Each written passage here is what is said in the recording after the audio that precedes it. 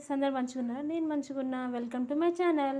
ఇవాళ మనం చేయబోయే రెసిపీ ఏంటంటే బ్రెడ్ పకోడా. బ్రెడ్ పకోడాకి కావాల్సిన ఐటమ్స్ ఏంటంటే ఆనియన్స్, మిర్చి అండ్ పొటాటోస్ అండ్ కొన్ని బ్రెడ్ స్లైసెస్ అండ్ కొంచెం శనగపిండి. సో ఫ్రెండ్స్, మనం ఇప్పుడు బ్రెడ్ పకోడా ఎలా చేయాలో మనం ప్రాసెస్ చూసేద్దామా.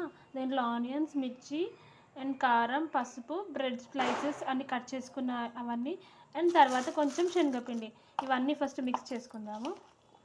కారం మీకు తగ్గట్టు వేసుకోండి. సో స్పైసీ కావాలంటే స్పైసీ వేసుకోండి, ఎందుకంటే మనము మిర్చి వేసుకున్నాం కదా. సో దట్స్ ఎందుకని మనం కొంచెం కారం తక్కువ వేసుకోండి. ఇక కారం ఎక్కువ తినే వాళ్ళు కారం ఎక్కువ వేసుకోండి అండ్ సాల్ట్ చూసుకొని వేసుకోండి.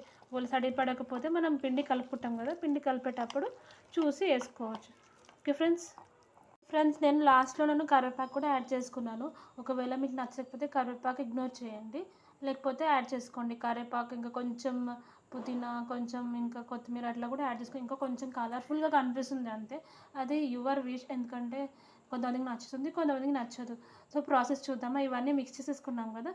ఇప్పుడు మనము ఒక ప్యాన్ తీసుకొని దాంట్లో ఆయిల్ వేసుకుందాము. ఆయిల్ వేడయ్యాక మనం దీంట్లో చిన్న చిన్న బౌల్స్ వేసుకొని దాంట్లో ఆయిల్లో వేసుకుందాం. సో ఫ్రెండ్స్, కొంతమంది వాటర్ యాడ్ చేసుకుంటారు. వాటర్ యాడ్ చేసుకోవాల్సిన అవసరం ఉండదు, ఎందుకంటే మనకు ఆల్రెడీ మనము ఇందులో పొటాటో ఇవన్నీ ఆనియన్స్ ఇవన్నీ వేసాం కదా. సో దాంట్లోనే కొంచెం మనకి వాటర్ అనేది వచ్చేస్తుంది అనమాట.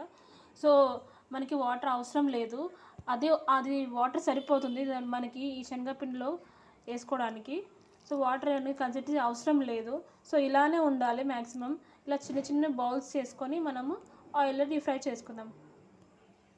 చూడండి ఫ్రెండ్స్, ఇలా మనం ఆయిల్లో డీప్ ఫ్రై చేసుకుందాం. చిన్న చిన్న బాల్స్ చేసుకొని అది అంటే మీ ఇష్టము, ఎలా షేప్ అయినా పర్వాలేదు, మీకు నచ్చినట్టు మీరు చేసుకోండి. ఏది చేసినా మనం తినడానికే కాబట్టి ఏ షేప్ అయినా సరే పర్వాలేదు.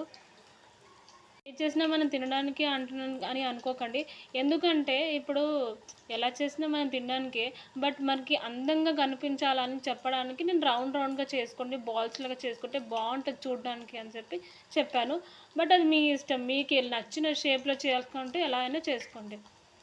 మాత్రం అదుర్స్ ఉంటుంది, అసలు సూపర్ ఉంటుంది టేస్ట్. ఒకసారి మీరు ట్రై చేసి చూడండి ఒకసారి ఇంట్లో. ఎట్లయినా అంటే ఇప్పుడు వర్షం పడుతూ ఉంటుంది కదా, చల్లగా వెదర్ ఉన్నప్పుడు వేడిగా బ్రెడ్ పకోడా చేసుకొని తినండి. మనకు అవైలబుల్గా బ్రెడ్ ఉంటే బ్రెడ్ చేసుకోండి, లేకపోతే ఆనియన్ పకోడా చేసుకోండి. మీ అందరికి నచ్చింది అనుకుంటున్నాను నా బ్రెడ్ పకోడా అనేది. సో మీకు నచ్చితే please like, comment and subscribe my channel. Thank you for watching.